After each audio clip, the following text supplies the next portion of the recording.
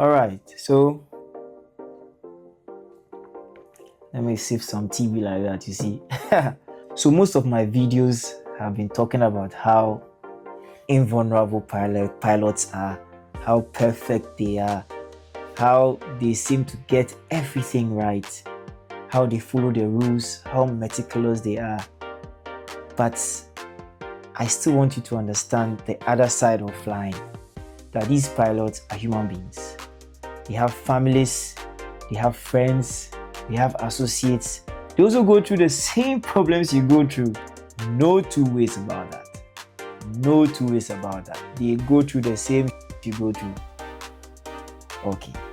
So now we've cleared that off the table. Are we okay now? All right. So the thing about the psychology of flying and the psychology of pilots' behavior is that the whole issue of mental health and showing signs of mental health in flying is some kind of challenge because nobody wants to have that on their record. Imagine they write on your record that one time the thing passed your head inside where you no sit up. They follow everywhere, and it's a small circle. I mean, we are endangered species, small. So when something happens to you in a company today or in an institution today, I can assure you that 20 years from now, somebody will remember. There will be one person there. Because if you are all helicopter pilots, you may meet in another space. If you are fixed wing pilots, you may meet in another space. It means that you have to find a way to cover up things that ordinarily would have been a problem. That's the thing about flying. But in modern aviation, avenues have been created for pilots or aviation staff to come out when they have challenges like this. When there's a breakup, your girl left you, your wife left you, or your husband left you.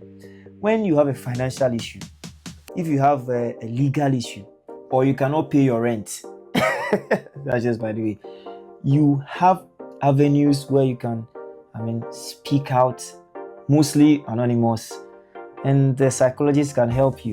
With this in mind, let me give you 3 examples of how sometimes vulnerable pilots are. First one, 2 pilots flying. One pilot is a captain, other is a first officer. Captain says, Charlie, I go use the washroom, come. First officer says, oh, yes, sir, go and come. I'm in control. I'm taking my control. They exchange controls. And at cruise, the aircraft is somewhat in autopilot mode, so you don't really do much.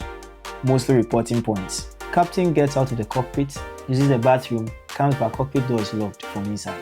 And that was something that was started mostly after 9/11, September 11th terrorist attack, when the hijackers entered the cockpit and took the aircraft by force. So now you have to open from inside or make a call. There's an override, but the override is not known to everybody. Captain is knocking, bang, bang, bang, open the door. If you're a passenger in the aircraft, how will you feel? Seeing your captain knock the door, try to enter, bang. Aircraft is flown by the first officer into a mountain. Reason, you get relationship problems. Because of a relationship problem, you've over 100 people. Is it fair? If you have a relationship problem and you want to take it, it's not correct, but take it on yourself. Don't add over 100 people. Innocent people who have no idea, who probably have not met before. But that's the reality of the life of some pilots. Example number 2. Instructor, now captain, flying with first officer or co-pilot student, former student I should say. She sees her captain is doing the wrong thing. She sees that the ATC tower says 2,000 feet, or example, 3,000 feet. Captain says, I've landed over 100 times here, I can do 1,000, nothing will happen. Captain gets tensed, enters abnormal maneuvers, and now there's tragedy, aircraft crashes. Both lose their lives with passengers. Who caused them? Captain doesn't want to listen to first officer because my former student, what does she know? I taught. Second example of the vulnerability of a pilot. Third example is normally called the crash of the century. Pan Am and KLM. KLM is on the runway, not clear to take off according to the Pan Am crew and the ATC guys. Captain takes off when first officer is advising him, oh, we have not been clear, take your time, we cannot see the end of the runway. There were minimums that day. Minimums meaning visibility had reduced to certain levels that prevented aircraft from taking off until they were sure that the runway was clear. Pilot may have exceeded his personal minimums. The aviation space there, the aerodrome, was below its natural minimums. Minimums, again, means levels where The requirements to have smooth and safe operations have been exceeded. It is becoming hazardous and dangerous. KLM pilot takes off, blah, blah, blah, blah, blah, blah, into the Pan Am. Bang, people are gone. There are different accounts from the various companies, but literally people are gone. Whether A was telling the truth or not, people are gone. These are 3 examples of how vulnerable pilots are as human beings. That's why the space I always mention is extremely regulated. You can't get these things happening every time. Imagine, as same as you, because if you are going to do like throttle drivers, hey mate, Johnny Uncle, I mean, you can sit in the throttle and you don't even know that the driver has a license, but you are sure that your pilot has a license. You are sure that your aircraft has been serviced. At least somebody has signed a document to show that. But cover throttle, you don't know. Throttle car is looking left and the nose is looking east, and the driver too is joining some wires to start. Now in front. Hey, can you imagine?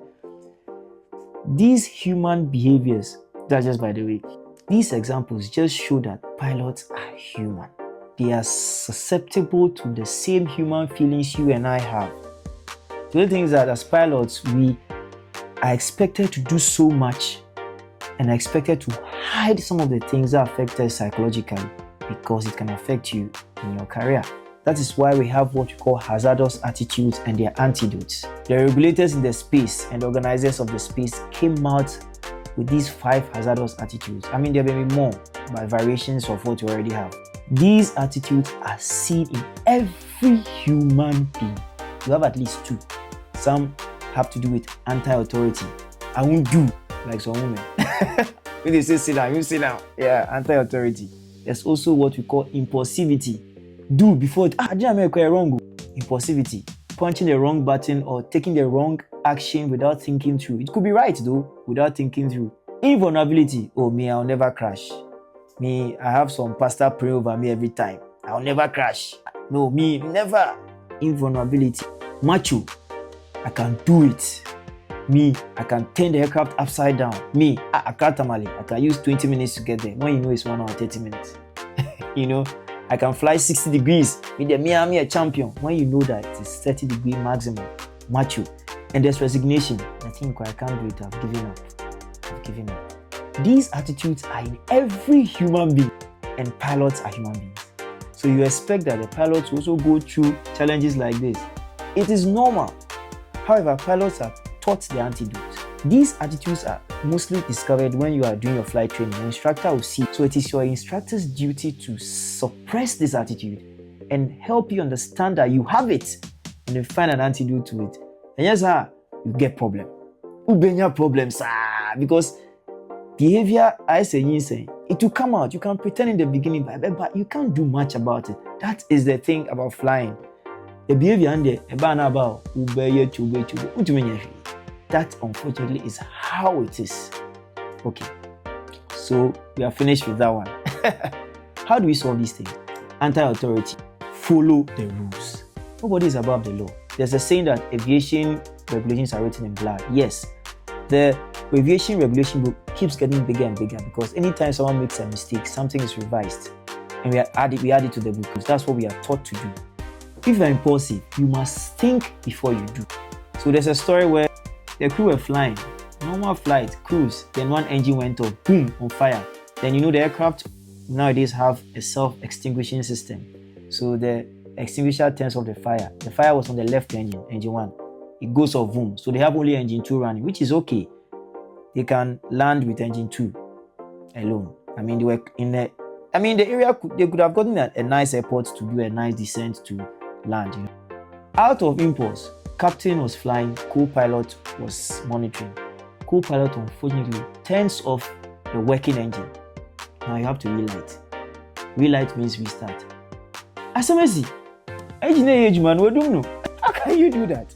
Impulsivity. They turn off the engine before realizing, hey, we've turned off the working engine. Restart the engine. I can't restart the engine. Oh well.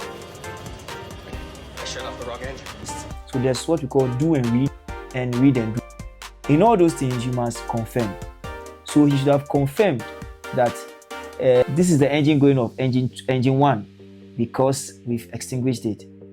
because naturally the other engine would have entered what we call contingency mode to manage the power, because you are now working on one engine.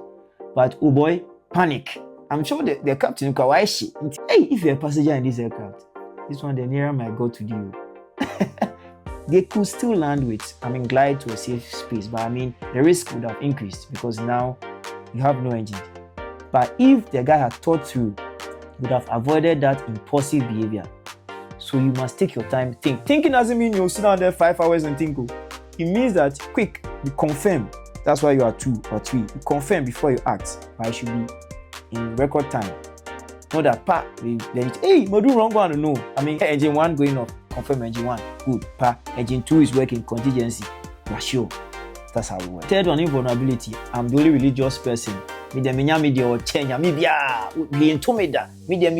Yeah, it's true. You pray.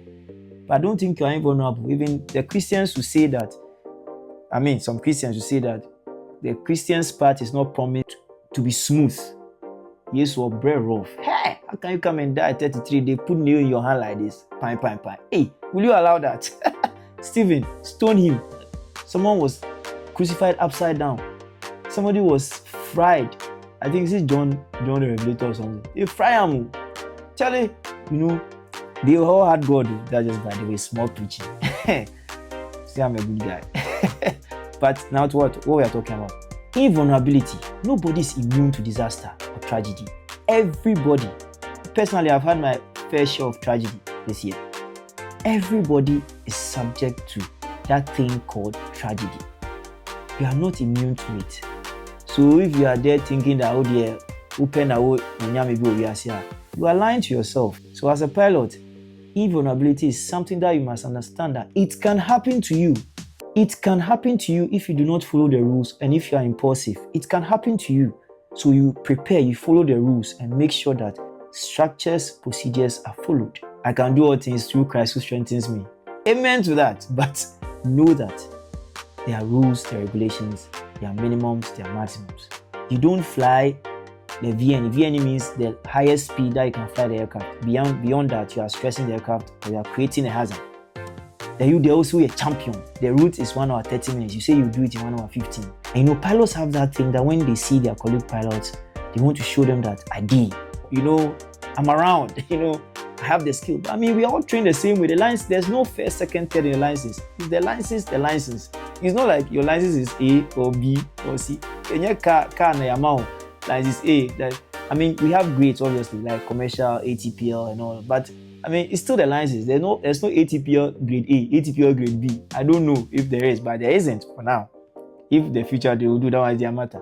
So that thing that I want to show that me to ID. So when you're about to land, you are supposed to do a smooth landing because people are around. You want to show that you can kiss the ground. My friend, you cannot kiss the ground. Hit the thing and put the aircraft down.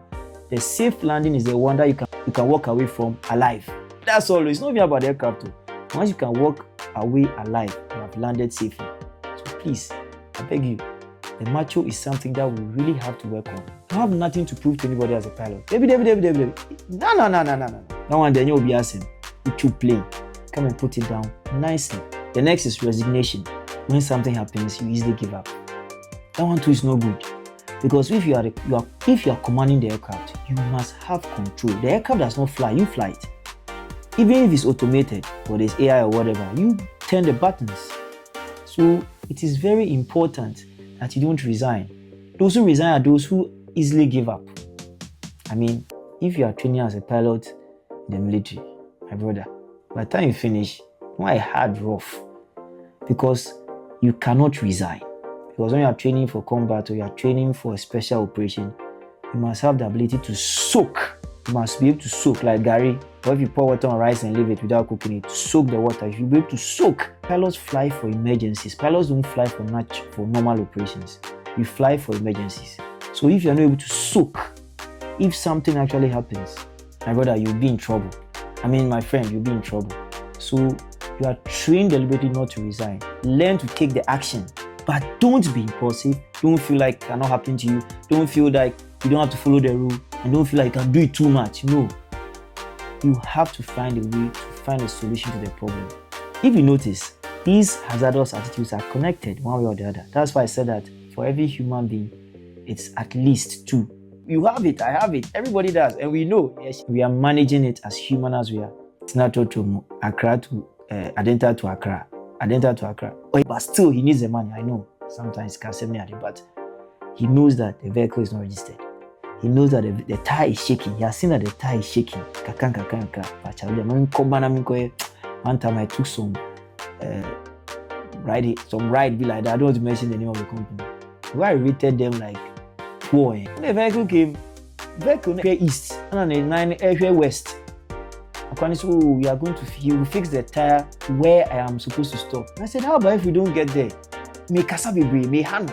It's like, how can you say that? The vehicle has a problem. But because where I was not getting a vehicle, I just decided to sit in. And I started speaking to his head. May Kasachan, I chastised him. I mean, finishing this, I said, the vehicle. The drew baby, I'm seeing a tiny two. Get-There-Itis. The pilot knows that he has not met the minimum requirement. He still wants to go. The pilot knows that the weather is bad, but there's pressure on him to get there. Get-There-Itis. Or he has to prove to the point. He's a young captain. He has to show that, yes, he has arrived.